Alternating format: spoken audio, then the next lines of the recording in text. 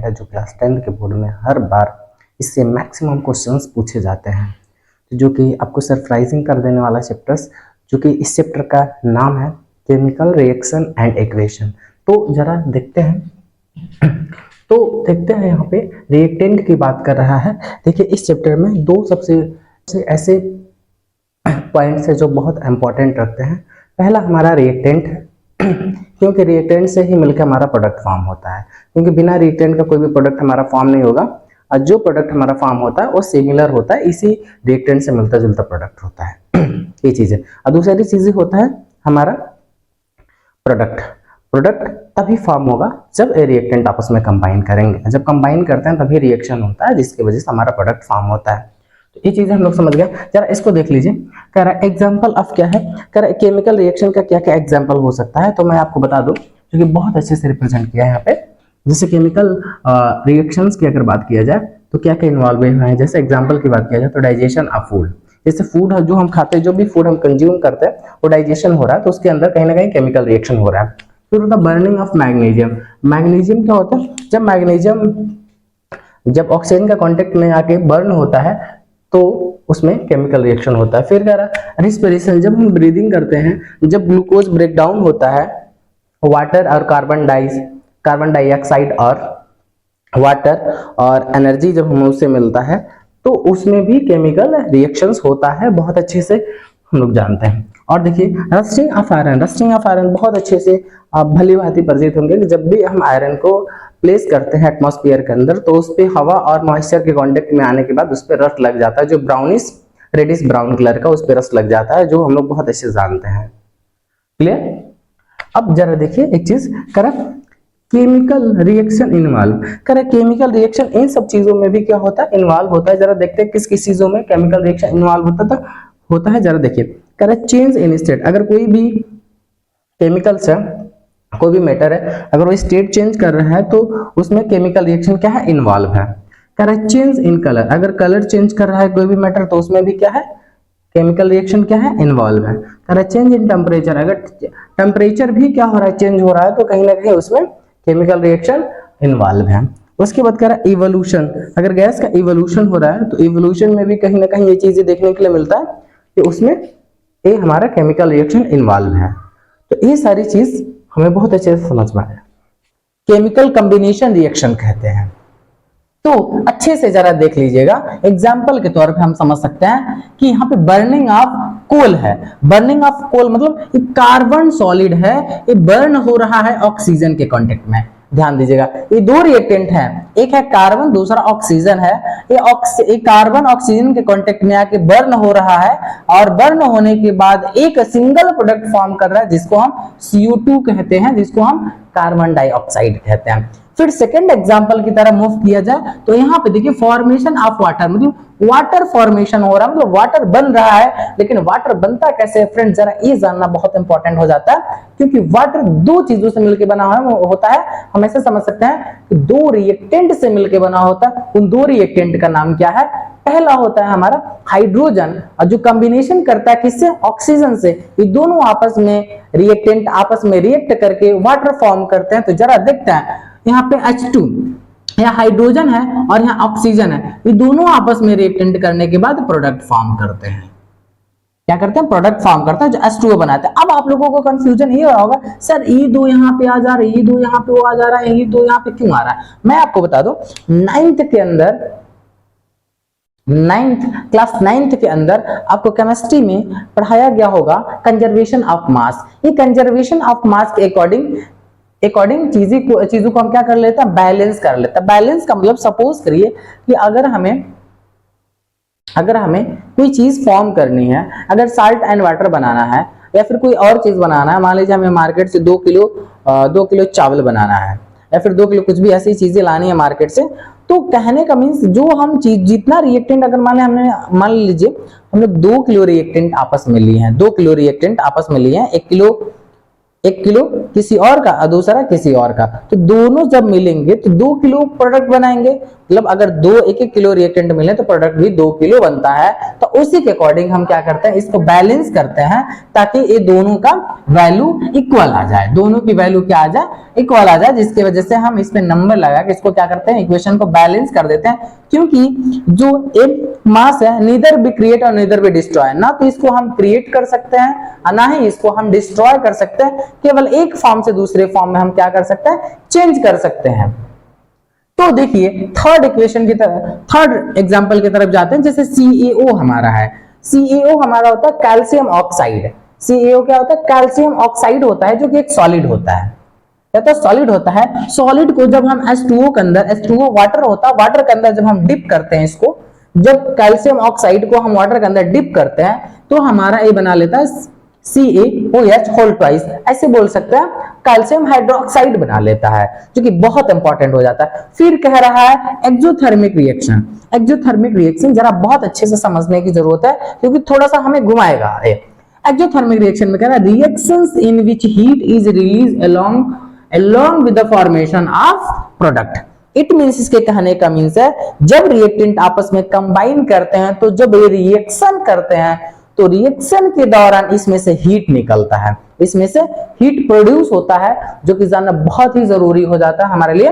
क्योंकि अगर एग्जांपल्स देखा जाए इसका तो बहुत ही अच्छा एग्जांपल इन्होंने पुट किया है। जरा देखते हैं, बर्निंग ऑफ नेचुरल गैस। तो नेचुरल गैस को जब हम ऑक्सीजन के कांटेक्ट में जब बर्न करते हैं तो हमारा जो बर्निंग, जो नेचुरल गैस होता है मेथेन, जिसको बोलते हैं CH4 जो होता है मेथेन होता है, मेथेन को जब हम ऑक्सीजन के कांटेक्ट में इसको बर्न करते हैं तो हमारा CO2 बनाता है, जो कि CO2 कार्बन डाइऑक्साइड गैस होता है।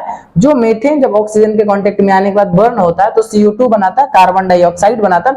उसके साथ ही साथ ये वाटर भी फॉर्म करता है, और वाटर फॉर्म करता है क्योंकि फ्रेंड्स वाटर फॉर्म करता है, साथ में हीट भी रिलीज करता है। तो एक साथ में कितने सारे प्रोडक्ट बना रहा है, CH4 को जब हम ऑक्सीजन के कांटेक्ट में जला रहे हैं तो कार्बन डाइऑक्साइड बना रहा है, वाटर बना रहा है और हीट भी निकल रही है। अब देखते हैं जो कि सेकंड एग्जांपल है, जो कि बहुत इंपॉर्टेंट है, रिस्पिरेशंस। रिस्पिरेशंस को भी हम एक्सोथर्मिक रिएक्शन में काउंट करते हैं, एक्सोथर्मिक रिएक्शन हम बोलते हैं, लेकिन क्यों ऐसा होता है इसको समझना बहुत इंपॉर्टेंट होता है। जरा देखिए, C6H12O6, C6H12O6 ये होता हमारा ग्लूकोज, ये होता ग्लूकोज, C6H12O6 प्लस O2, ये हमारा क्या हो जाता है, ग्लूकोज बन जाता है। ये ग्लूकोज के साथ हम मिक्स करते हैं ऑक्सीजन। जब ये ऑक्सीजन के साथ रिएक्ट करता है, जब ये ऑक्सीजन के साथ रिएक्ट करता है तो रिएक्ट करने के बाद ब्रेक होता है। जब क्या होता है, ग्लूकोज जब ऑक्सीजन के साथ आता है तो ब्रेक होता है, ब्रेक डाउन होता है हमारे बॉडी में। अब ब्रेक डाउन होके बना लेता है CO2, जो कि हम लोग रिलीज करते हैं, एक्सेल करते हैं कार्बन डाइऑक्साइड, और वाटर जो होता है हमारी बॉडी उसको ऑब्जर्व कर लेती है, और एनर्जी, जिसकी वजह से हम लोग फंक्शन कर पाते हैं, जो एनर्जी रिलीज होता है जिसकी वजह से हम लोग डेली रूटीन की एक्टिविटी कर पाते हैं और वर्क फंक्शन कर पाते हैं। तो आई होप फ्रेंड्स बहुत अच्छे से आपको समझ में आ गया होगा।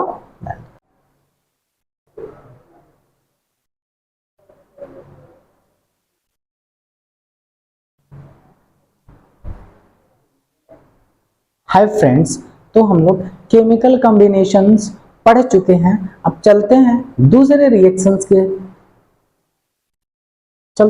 रिएक्शन के साथ, तो डिस्कस करते हैं डिकम्पोजिशन रिएक्शन। डिकम्पोजिशन रिएक्शन ये कहता है कि सिंगल रिएक्टेंट, इसमें देखिए फ्रेंड्स इसमें थोड़ा सा चेंज है, कॉम्बिनेशन रिएक्शन और डिकम्पोजिशन रिएक्शन में चेंज है। तो उसमें कॉम्बिनेशन रिएक्शन में क्या हो रहा था कि 2 या 2 से अधिक रिएक्टेंट केवल सिंगल प्रोडक्ट फॉर्म कर रहा था, लेकिन डिकम्पोजिशन में जस्ट उसका उल्टा है। इसमें सिंगल रिएक्टेंट फॉर्म करता 2 और more similar substance. It means एक रिएक्टेंट ब्रेक डाउन हो जाता है 2 या 2 से अधिक सिमिलर सब्सटेंस में। क्लियर? तो ये डिफरेंस है। अब जरा देखते हैं क्या कह रहा है।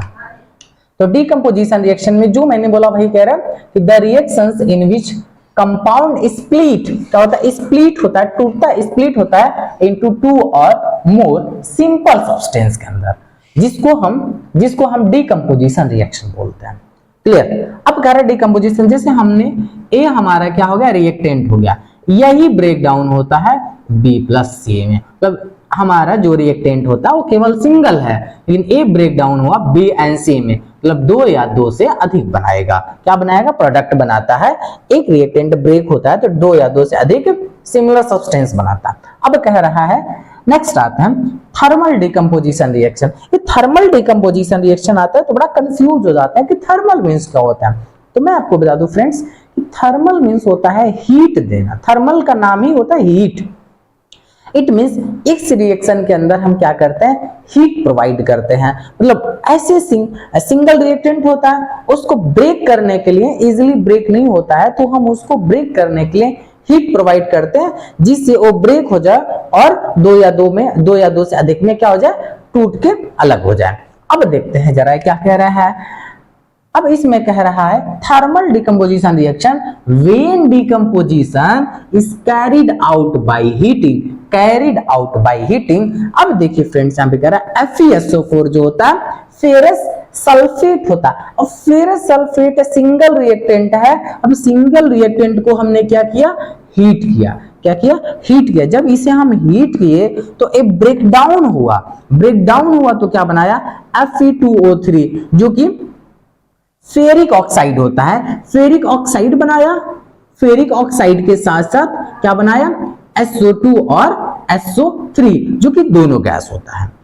अब देखिए फ्रेंड्स, अब ये चीजें जो है FeSO4 है वो कौन से कलर में होता है? जो फेरस सल्फेट होता है वो ग्रीन कलर में होता है। अब ग्रीन कलर में होता है, लेकिन जब ये ब्रेक होता है, जब ये टूट के बिखरता है, जब टूट के अलग होता है तो फेरिक ऑक्साइड बनाता है और रेड ब्राउनिश कलर देता है। रेड ब्राउनिश कलर देता है। बड़ा इंपॉर्टेंट हो जाता है, कलर वगैरह पूछ लेता है एग्जाम में तो हम कंफ्यूज हो जाते हैं।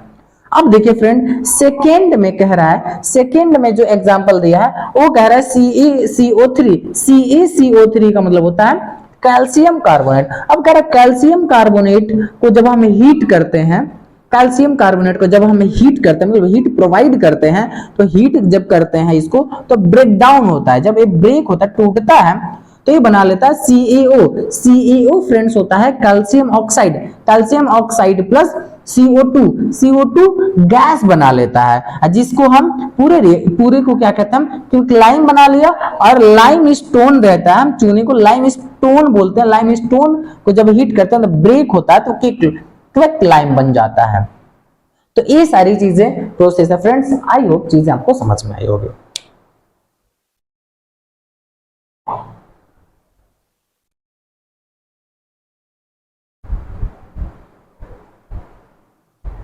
तो आइए फ्रेंड्स चलते हैं आगे, डिस्कस करते हैं इलेक्ट्रोलाइटिक डिकम्पोजिशन। इलेक्ट्रोलाइटिक डिकम्पोजिशन ये होता क्या है? कह रहा है इलेक्ट्रोलाइटिक डिकम्पोजिशन मैंने हम लोगों ने डिकम्पोजिशन में अभी डिस्कस किया है कि decomposition single product, single reactant होता है, वो ब्रेक डाउन होता है। ब्रेक डाउन करने के लिए हम कई सारे टेक्निक्स अपनाते हैं। पहला हम लोगों ने टेक्निक्स अपनाया था कि उसको ब्रेक करने के लिए हम लोगों ने हीट प्रोवाइड करा था। अब दूसरा टेक्निक अपनाएंगे, उसको ब्रेक करने के लिए हम उसके थ्रू हम इलेक्ट्रिसिटी पास कराएंगे, जिससे इजीली क्या हो जाए? ब्रेक हो जाए। अब देखते हैं फ्रेंड्स क्या होता है। तो एक कह रहा है रिएक्शंस के माध्यम से जरा समझता है। कह रहा है H2O। H2O हमारा जो होता है वो वाटर होता है, जो हाइड्रोजन और प्लस ऑक्सीजन से मिलकर बना होता है। ये इससे मिलकर बना होता है, लेकिन कह रहा है इसको हम ब्रेक करना है। हमको कह रहा है अगर ब्रेक करेंगे तो 2 में टूटेगा, से और सी बात है, क्योंकि हमें पता है पहले से कि ये जो वाटर बना है वो हाइड्रोजन और ऑक्सीजन से मिलकर हमारा वाटर फॉर्म हुआ है। अब कह रहा वाटर को ही हमें ब्रेक करना है ऑक्सीजन और हाइड्रोजन में। तो यहाँ पे देखिए, जब हम इसको H2O को जब हमने क्या किया? इलेक्ट्रिक पास कराया, इसके थ्रू इलेक्ट्रिक करंट पास कराया, तो एक ब्रेक हो गया हाइड्रोजन और ऑक्सीजन के अंदर। अब देखते हैं, छोटा सा एक फिगर है जो एग्जाम में बड़ा इंपॉर्टेंट होता है, एग्जाम में पूछ देता है। एग्जाम में फिगर बनाने के लिए देता है, 2-3 नंबर में दे देता है, जो कि बड़ा इंपॉर्टेंट है। तो समझते हैं इसमें हम लोग क्या किए। क्या है? सिंपली एक मग लिए हैं प्लास्टिक का, क्या लिए? एक मग लिए हैं प्लास्टिक का। अब प्लास्टिक के मग में अब हम लोगों ने क्या किया? वाटर फिल किया है। एक प्लास्टिक मग में हमने वाटर फिल किया। अब प्लास्टिक के मग के नीचे से हमने होल, पहला नंबर उसमें होल पहले से किया हुआ था, जो कि वहां रबर स्टॉपर लगा के हमने उसे रबर स्टॉपर लगा दिया, जिसकी वजह से पानी नीचे ना आए। क्लियर? और उसके अंदर मैंने 2 टेस्ट ट्यूब फिल कर दिया है दो टेस्ट ट्यूब इन उसमें डिप करने के बाद दो टेस्ट ट्यूब के अंदर हमने एक एनोड और दूसरा कैथोड लगाया हुआ है। अब एनोड कैथोड को हमने क्या किया है, हमने एक 6 वोल्ट की बैटरी से कनेक्ट कर दिया। अब जब हमने 6 वोल्ट की बैटरी से कनेक्ट किया तो इसमें से इलेक्ट्रिक स्टार्ट हुआ, इलेक्ट्रिक फ्लो होना स्टार्ट हुआ और ये वाटर के अंदर जगह। जब वाटर के अंदर हमने कैथोड और एनोड लगा रखा है तो ये पानी को क्या कर रहा है, ये पानी के अंदर था तो ये क्या किया, वाटर ब्रेक होने लगा। वाटर ब्रेक होने लगा फ्रेंड्स। तो वाटर जब ब्रेक हुआ तो हमें बहुत एक सरप्राइजिंग रिजल्ट मिला कि जो हमारा कैथोड था, कैथोड के ऊपर, कैथोड वाली अगर ट्यूब देखें तो ऊपर हमें हाइड्रोजन गैस देखने के लिए मिला कि कैथोड के टेस्ट ट्यूब के जस्ट टिप पे हमें हाइड्रोजन गैस निकलता हुआ परसीव हुआ, दिखाई दिया। और दूसरे साइड में हम लोगों ने ऑब्जर्व किया तो जो एनोड था, एनोड वाले टेस्ट ट्यूब के जस्ट टिप पे हमें ऑक्सीजन गैस देखने के लिए मिला। तो इससे हम लोग ऑब्जर्व किए कि इस प्रोसेस से हम लोग वाटर को ब्रेक कर दिया हाइड्रोजन और ऑक्सीजन से, क्योंकि एक जो हमारा कैथोड था उसके ऊपर से हमारा हाइड्रोजन निकलता हुआ दिखाई दिया और दूसरा जो हमारा एनोड था उसके टिप से हमें ऑक्सीजन निकलता हुआ दिखाई दिया, जिससे हमें भली भांति समझ चुके हैं कि ये जो वाटर हमारा ब्रेक डाउन हो रहा है ऑक्सीजन और हाइड्रोजन के फॉर्म में ब्रेक हो गया। जस्ट ये चीजें आपको समझ में आई होगी। और ये जो फिगर है इंपॉर्टेंट हो जाता है एग्जाम में पूछ लेता है फिगर, क्योंकि एनसीईआरटी का फिगर है, हर बार इंपॉर्टेंट होता है, कई बार एग्जाम में पूछा गया है।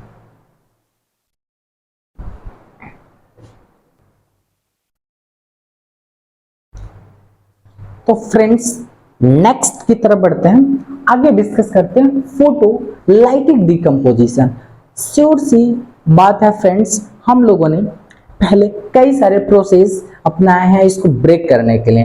पहले हमको इसको डिकम्पोजिशन को, रिएक्टेंट को हीट दे के ब्रेक किए, फिर इसमें इलेक्ट्रिसिटी पास करा के ब्रेक किए, लेकिन अब हम इसको सनलाइट दे के ब्रेक करते हैं, जिसको हम फोटोलाइटिक बोलते हैं। फोटोलाइटिक मींस प्रकाश के द्वारा हम रिएक्टेंट को क्या करते हैं, ब्रेक करते हैं। सनलाइट प्रोवाइड करा के हम रिएक्टेंट को ब्रेक करते हैं, जिसको हम फोटोलाइटिक डिकम्पोजिशन कहते हैं। देखिए फ्रेंड्स, इसमें when decomposition is carried out presence of sunlight, मतलब कह रहा है इस रिएक्टेंट को हम क्या करेंगे, ब्रेक करेंगे किसके प्रेजेंस में, सनलाइट के प्रेजेंस में। अब देखिए कह रहा है EgCl हमारे पास था जो कि होता है सिल्वर क्लोराइड। सिल्वर क्लोराइड को जब हम इसको सनलाइट में रखें, सिल्वर क्लोराइड को हम सब धूप में रखें, सनलाइट में रखें, तो जब सनलाइट में रखें तो सिल्वर क्लोराइड जो कि सॉलिड था और जो क्लोराइड गैस थी ये हवा में उड़ गई, तो हमारा जो Ag था वो सेव हमारा बच गया और सिल्वर जो क्लोराइड था, जो क्लोरीन था, वो हमारा हवा के अंदर गायब हो जाता, जिससे हम इजिली आइडेंटिफाई कर पाते हैं, ऑब्जर्व कर लेते हैं कि हमारा क्या हुआ, Ag से सिल्वर हमारा क्या हुआ, अलग हो गया। और दूसरा AgBr का मतलब होता है सिल्वर ब्रोमाइड। अब सिल्वर ब्रोमाइड जो होता है, हमें पता है फ्रेंड्स, सिल्वर हमारा एक सॉलिड मेटल होता है, ब्रोमाइड एक गैस होती है। जब हम इसको सनलाइट की फॉर्म में रखें, जब इसको सनलाइट में हम रखें तो हमें देखने के लिए मिला कि Ag हमारा अलग रह गया और ब्रोमाइड जो गैस थी वो वेपरेट होके गायब हो गई, जिससे हम इजिली ऑब्जर्व किए कि जो हमारा ब्रोमाइड गैस था वो क्या हो गया, अलग हो गया सिल्वर से। अब कह रहा है फ्रेंड्स कि सिल्वर क्लोराइड टर्न ग्रे, जो सिल्वर क्लोराइड होता है वो turn grey on the exposure to the sunlight, मतलब इस जब सनलाइट में रखा गया तो जो सिल्वर था, सिल्वर क्लोराइड था, वो टर्न ग्रे हो गया और एक्सपोजर टू द सनलाइट। अब कह रहा है एवब द रिएक्शन, अब इस रिएक्शन में क्या कह रहा है, इस रिएक्शन में is used in the black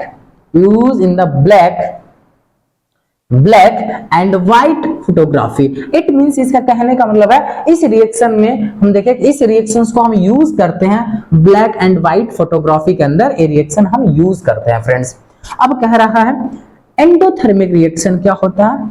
endothermic reaction में फ्रेंड्स इसमें क्या होता है, इसको ब्रेक करने के लिए हम पर्सनली बहुत सारी चीजें प्रोवाइड करते हैं। इसको ब्रेक करने के लिए जरा देखते हैं क्या क्या चीज हम प्रोवाइड करते हैं इसको ब्रेक करने के लिए। देखिए कह रहा है the reactions in which the required इस रिएक्शंस को जो रिक्वायर्ड होता है energy, energy in the form of, energy required होता है किसके फॉर्म में, वो हीट के फॉर्म में रिक्वायर्ड हो सकता है, लाइट के फॉर्म में रिक्वायर्ड हो सकता है, इलेक्ट्रिसिटी के फॉर्म में रिक्वायर्ड हो सकता है। ठीक है, अब ये सारे एनर्जी के जो फॉर्म है वो क्या करते हैं, ब्रेक करने में यूज करते हैं। कौन क्या ब्रेक करते हैं, रिएक्टेंट को ब्रेक करते हैं दोस्त, क्योंकि हम पढ़ रहे हैं कि डीकंपोजिशन रिएक्शन, डीकंपोजिशन रिएक्शन में हमें बहुत अच्छे से पता है कि हम एक रिएक्टेंट ही ब्रेक होता है सिमिलर सब्सटेंस में, तो हम सिंगल रिएक्टेंट को ब्रेक कर रहे हैं फ्रेंड्स, अलग अलग तरह से, अलग अलग टेक्निक से हम क्या कर रहे हैं, ब्रेक कर रहे हैं। तो हमने ब्रेक किया, break reactant are called exothermic reaction, मतलब जो एंडोथर्मिक रिएक्शन है, एंडोथर्मिक रिएक्शन में हम क्या करते हैं, हीट प्रोवाइड करते हैं ताकि हमारा रिएक्टेंट क्या हो जाए, ब्रेक हो जाए सिमिलर सब्सटेंस में। और साथ में भाई आप लोग लाइक भी कर दिया करें, ताकि लाइक और सब्सक्राइब जरूर करके जाएं, ताकि इससे हम लोग उत्साहित होते हैं और ज्यादा कंटेंट आपको डिलीवर करने की कोशिश करते हैं। तो लाइक जरूर करें, भूले नहीं, और साथ में कमेंट भी करें, अगर अच्छा लगा तो कमेंट करें। और कोई भी एक्सक्यूज है आपका, कोई भी चीजें हैं जो अच्छी लगी आपको, या कोई चीजें हैं जो आप मुझे बताना चाहते हैं, वो कमेंट बॉक्स में आप जरूर लिखें।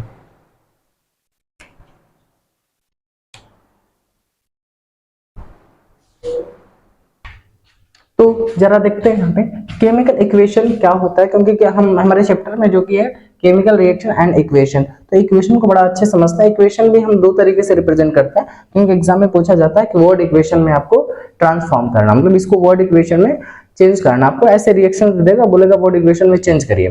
तो जरा देखते हैं, जैसे वर्ड इक्वेशन में लिखते हैं तो वर्ड मतलब जिंक का हम पूरा नाम लिखते हैं, जैसे जिंक हो गया, जिंक प्लस सल्फ्यूरिक एसिड। ये जिंक जो है सल्फ्यूरिक एसिड के साथ रिएक्ट कर रहा है, क्या कर रहा है, जिंक जो है सल्फ्यूरिक एसिड के साथ रिएक्ट कर रहा है। क्या बना, रिएक्ट करने के बाद क्या बना रहा है, जिंक सल्फेट एंड हाइड्रोजन बना रहा है। क्या बना रहा है, जिंक सल्फेट एंड हाइड्रोजन बना रहा है। तो हम देखते हैं जो हमारा रिएक्टेंट वाला पार्ट होता है, जो हमारा रिएक्टेंट वाला पार्ट होता है वो हमारा LHS होता है।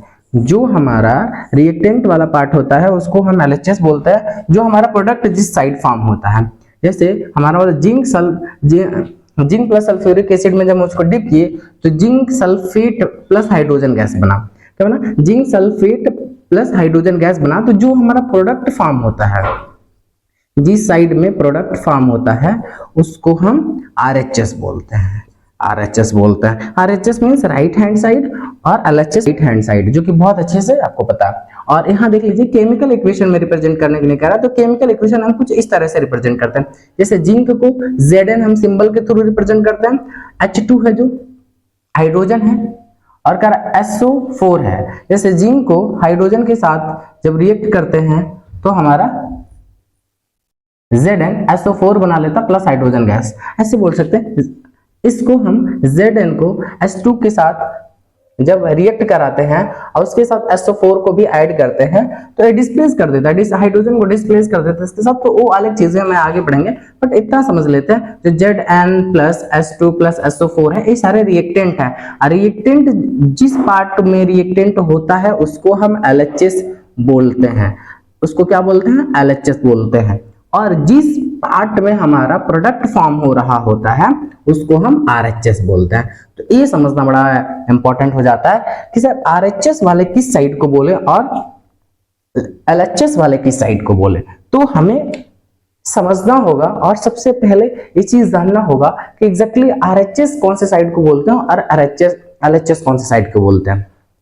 तो जो हमारा LHS होता है वो रिएक्टेंट साइड को बोलते हैं, मतलब जिस साइड में हम रिएक्टेंट को ऐड करते हैं, कॉम्बिनेशन करते हैं, उसको हम LHS बोलते हैं। जिस साइड के अंदर हमारा प्रोडक्ट फॉर्म होता है उसको हम RHS बोलते हैं। तो आई होप बहुत अच्छे से एक टॉपिक क्लियर हो गया होगा। जरा देखिए केमिकल इक्वेशन को कैसे लिखते हैं, कैसे हम रिप्रेजेंट करते हैं, इसके कुछ रूल्स जरा देख लेते हैं। क्या कह रहा है chemical reactions can be represent, chemical reaction को रिप्रेजेंट करते हैं by a equation. Chemical reaction को हम रिप्रेजेंट करते हैं इक्वेशन के फॉर्म में, हम चीजों को लिखते हैं। जैसे अब केमिकल इक्वेशन को कैसे लिखेंगे, अब उसमें कह रहा है it involve of the symbol. जैसे कोई भी एलिमेंट होता है, कार्बन है तो कार्बन को हम C से रिप्रेजेंट करते हैं, ऑक्सीजन को O से रिप्रेजेंट करते हैं। तो वही कह रहा है it is involve a symbol of element, जो भी एलिमेंट हम लेंगे उसके सिंबल से ही रिप्रेजेंट करते हैं। और एक केमिकल रिएक्टेंट एंड प्रोडक्ट भी उसमें मेंशन करते हैं आप फिजिकल स्टेट के साथ। लेकिन कह रहा है नेसेसरी, ये बहुत जरूरी हो जाता है, condition such as the temperature, हमें रिप्रेजेंट करना होता है, टेम्परेचर रिप्रेजेंट करना होता है, प्रेशर रिप्रेजेंट करता है, और any characteristic should be written, लिखा होना चाहिए ऑन एरो, और एरो के पास लिखा होना चाहिए between the reactant and the product. मतलब अगर हम रिएक्टेंट और प्रोडक्ट के बीच में हम एरो रिप्रेजेंट करना बहुत जरूरी होता है, तो ये हम आइडेंटिफाई नहीं कर पाएंगे कि हमारा प्रोडक्ट बना है कि रिएक्टेंट ही है। तो ये समझाने के लिए मैं आपको बहुत अच्छा एग्जाम्पल दे दूं, magnesium is burn in air to form a magnesium oxide. कर मैग्नीशियम बर्न हो रहा है ऑक्सीजन के अंदर, तो ऑक्सीजन के अंदर बर्न होगा तो उस पे ऑक्सीजन के लेयर लग जाएंगे, जिसकी वजह से एक ऑक्साइड बना लेगा। जैसे मैग्नीज क्या हो रहा है, बर्न हो रहा है ऑक्सीजन के कांटेक्ट में, तो मैग्नीशियम ऑक्सीजन के कांटेक्ट में जब बर्न हो रहा है तो दोनों रिएक्ट करेंगे, रिएक्ट करने के बाद हमारा MgO बना लेंगे, जो मैग्नीशियम ऑक्साइड होता है। ये चीजें आई होप क्लियर।